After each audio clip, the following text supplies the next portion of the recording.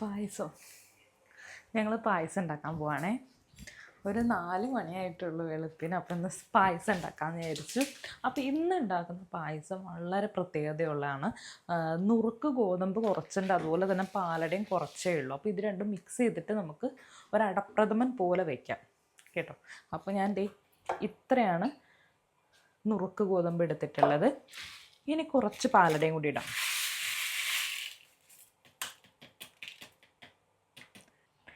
ഇനി നമുക്കിതൊന്ന് കഴുകിയെടുക്കാം.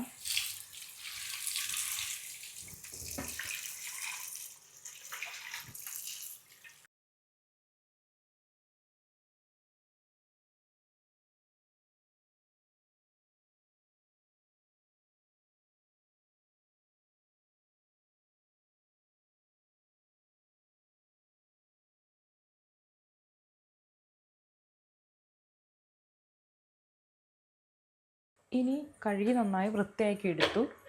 അടുപ്പിലോട്ട് വെച്ചു. ആവശ്യത്തിന് വെള്ളം ചേർത്തിട്ടുണ്ട്.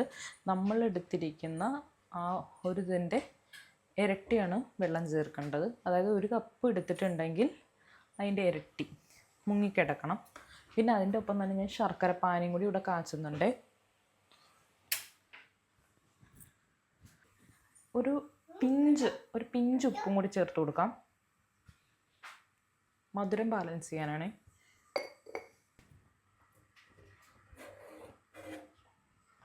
ഇനി പാനി കാച്ചി ശർക്കര നമുക്ക് അരിച്ചെടുക്കാം. നല്ല ബ്ലാക്ക് കളർ ശർക്കരയാണ് ഇതിന് വേണ്ടത് കേട്ടോ. അപ്പോൾ നല്ലൊരു കളർ കിട്ടും. ചൂടാക്കിയാണ്.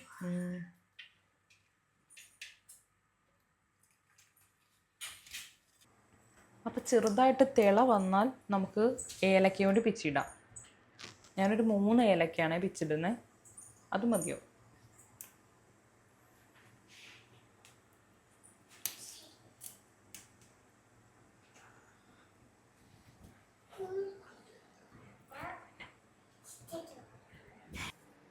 ഞാൻ ഇനി ഈ തേങ്ങയുടെ പാലെടുക്കുവാണേ. 1.5 തേങ്ങ ഉണ്ടാവത്തുള്ളൂ. അതിൻ്റെ പാലെടുത്തിട്ട് 1-ാം പാലും 2-ാം പാലും എടുക്കാം. അപ്പം നുറുക്ക് ഗോതമ്പും പാലടയും വെന്ത് ഇതുപോലെ ആയിട്ടുണ്ട്. വെള്ളം നന്നായിട്ട് വറ്റി കിട്ടി. ഇനി നമുക്ക് 2-ാം പാല് ചേർക്കാം കേട്ടോ. 1 കപ്പ് 2-ാം പാൽ. ഈ 2-ാം പാല് കിടന്നിട്ട് നന്നായിട്ട് വേവണം. ആ സമയം നമ്മൾ നന്നായിട്ട് ഇളക്കി കൊടുക്കണേ. അടി പിടിക്കാൻ ചാൻസ് ഉണ്ട്. തീ കുറച്ച് വയ്ക്കാം.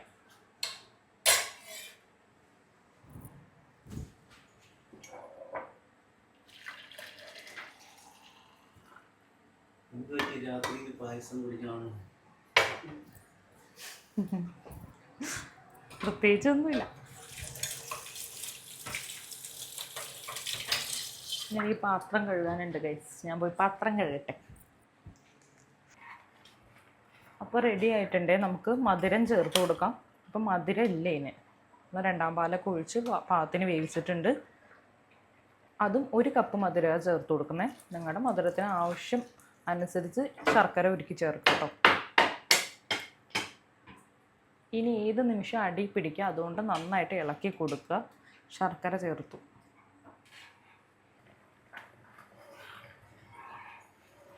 നല്ല സ്മെല്ല് വരുന്നുണ്ട്. കുറച്ച് വെള്ളം വറ്റാനുണ്ട്. അപ്പോൾ അതുവരെ വെയിറ്റ് ചെയ്യാം. കണ്ടോ?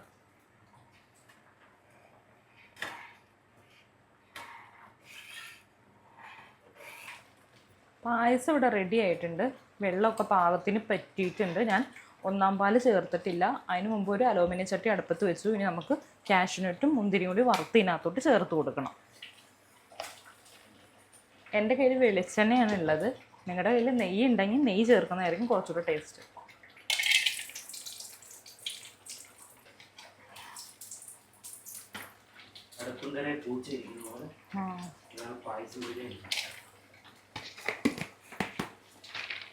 മീൻ വെട്ട നിർത്തിക്ക് ഒരു പൂച്ചേരി കിട്ടില്ലേ? അയ്യോ, എൻ്റെ പൊന്നിങ്ങോട്ട് വീഴല്ലേ. മാറിക്കാം.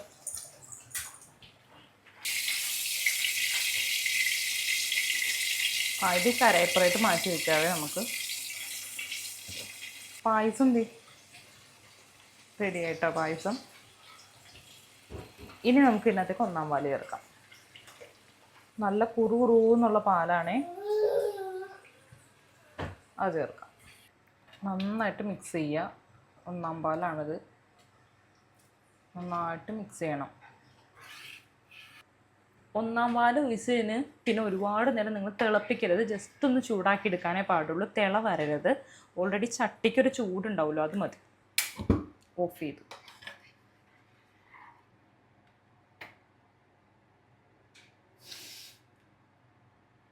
അപ്പം കാഷ്യൂനട്ടും മുന്തിരിയും വറുത്തത് അതിനകത്തോട്ട് ചേർക്കാം.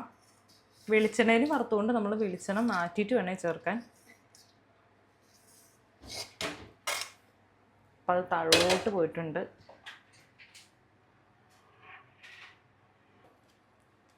കേസ് അപ്പം എൻ്റെ കയ്യിൽ കുറച്ച് നെയ്യ് ഉണ്ടായിരുന്നേ, അതൊന്ന് മുകളിൽ തൂവി കൊടുക്കുവാണ്. ജസ്റ്റ് ഒരു നെയ്യുടെ മണം കിട്ടാനാണേ. അപ്പോൾ പായസം എല്ലാം ഉണ്ടാക്കി കഴിഞ്ഞു. ഇനി നമുക്ക് ഇവിടെ ഒന്ന് വൃത്തിയാക്കണം.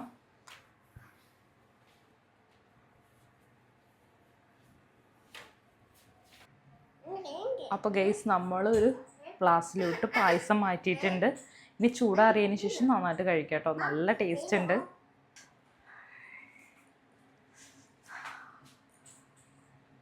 നല്ല ചൂടാണേ. ഐഷ ആവശ്യപ്പെടുന്നുണ്ട്. ഭയങ്കര ചൂടാണ്. ഒന്ന് ആറട്ടെ.